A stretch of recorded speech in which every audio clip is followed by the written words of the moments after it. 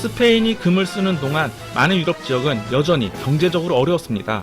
1570년 러시아의 지도자는 새로운 부의 원천을 찾고 있었습니다. 잔혹한 황제라는 의미에서 뇌제로 불린 폭군 이반 4세는 제국의 확장을 꿈꾸고 있었습니다. 러시아는 배도 몇 척 없는 가난한 나라였습니다. 그의 영토에서는 원시 농업만 겨우 이루어지고 있었고 천연 자원이나 수출할 만한 상품은 거의 없었습니다. 하지만 지구의 기후변화로 새로운 경제적 기회의 문이 열렸습니다. 1550년 무렵 지구의 온도가 낮아졌습니다.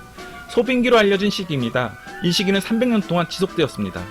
유럽 전역에서 모피 수요가 늘어났고 모피는 부자들의 상징이 되었습니다.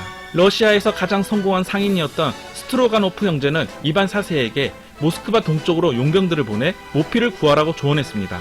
카자흐 사람 예르마크 티모페 예비치가 원정을 이끌었습니다. 생가죽을 손에 넣는 가장 쉬운 방법은 훔치는 것이었습니다. 덫으로 짐승을 잡는 사냥꾼들은 제대로 저항도 못했습니다. 이들은 우랄 산맥을 넘어 시베리아로 들어갔습니다. 여기는 적의 영역, 칭기즈칸의 직계자손 쿠춤이 다스리는 시베리 칸국의 영역이었습니다. 크렘린 궁에서 맡긴 임무를 완수하려면 예르마크는 싸워야만 했습니다. 원정대는 수적으로 열세였지만 스페인 정복자들처럼 이들에게도 우월한 무기가 있었습니다. 1582년 10월 23일 시베리아를 두고 결전이 벌어졌습니다. 쿠춤의 병사들은 총탄 세례를 받았습니다. 선진 기술 덕분에 유럽은 또다시 승리를 손쉽게 거머쥐었고 시베리 칸국의 칸은 숲속으로 자취를 감췄습니다. 예르마크는 이반 4세에게 5,000개 이상의 최상급 모피를 곡물로 보냈습니다. 검은 여우 생가죽 하나는 일반 노동자 100년치 임금과 맞먹는 값비싼 상품이었습니다. 부의 원천인 시베리아는 이제 크렘린 궁의 영토가 되었습니다. 황제는 예르마크에게 갑옷을 상금으로 내렸습니다. 60년이 채 안 돼 러시아 영역은 아시아를 지나 태평양까지 8,000km를 밀고 나갔습니다. 이반 4세는 새로운 거대 제국의 토대를 구축한 것입니다. 시베리아는 글자 그대로 천연 자원의 보고입니다. 러시아 석유 매장량의 80%와 방대한 천연가스와 석탄의 90%도 시베리아에 있습니다. 시베리아를 정복한 러시아는 지구상에서 가장 큰 나라였고 초강대국이 될 기틀을 다졌습니다. 러시아가 영토를 확장하는 동안 수천 킬로미터 떨어진 곳에서 유럽의 작은 두 나라가 상업적 주도권을 두고 경쟁하고 있었습니다. 현재 이곳은 인도네시아인데 분쟁의 원인은 작은 섬 하나였습니다. 1617년 반다 제도는 세상에서 유일하게 육두구가 자라는 곳이었습니다. 유럽에서는 이미 가벼운 질병을 치료하는데 이 작은 씨앗을 사용하고 있었는데 영국인들이 육두구로 전염병도 치료할 수 있다고 주장하면서 세상에서 가장 인기 있는 상품이 되었습니다. 상인과 해적들은 육두구를 손에 넣기 위해 목숨을 걸었습니다.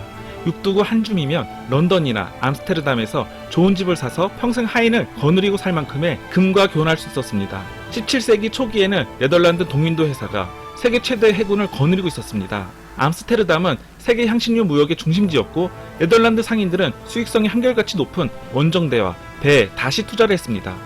네덜란드는 섬 하나를 제외한 다른 제도의 전역을 점령한 후 요새를 세웠지만 라이벌 해상 강국 영국의 동인도 회사가 네덜란드의 패권에 도전하고 있었습니다. 영국의 동인도 회사는 룬섬을 유럽 밖의 첫 번째 영국 식민지로 선포한 것입니다.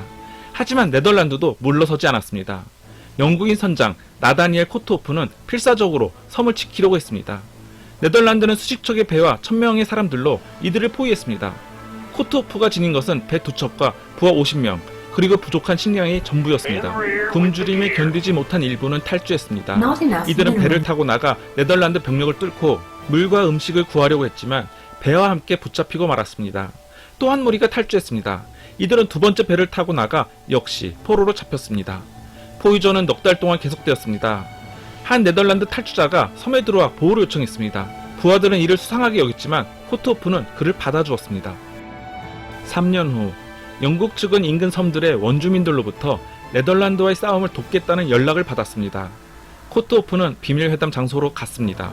하지만 이것은 함정이었습니다. 도망자는 스파이였으며 그를 기다리고 있는 건 네덜란드인들이었습니다. 지도자가 죽자 영국 측은 항복했습니다. 이제 세계 향신료 무역 시장은 네덜란드의 동무대가 되었습니다. 하지만 세계 역사에서 이 작은 룬섬의 역할은 아직 끝나지 않았습니다. 네덜란드와 영국은 계속해서 이 섬을 두고 충돌을 벌이다가 1667년에 협정을 맺었습니다. 네덜란드가 룬섬을 갖는 대가로 북아메리카 해안 앞바다의 작은 섬을 영국에 주기로 했습니다. 그 섬이 바로 오늘날의 뉴욕의 맨허튼입니다. 1637년 암스테르담, 네덜란드 동인도 회사는 상인과 무역업자라는 세 계층을 낳았습니다.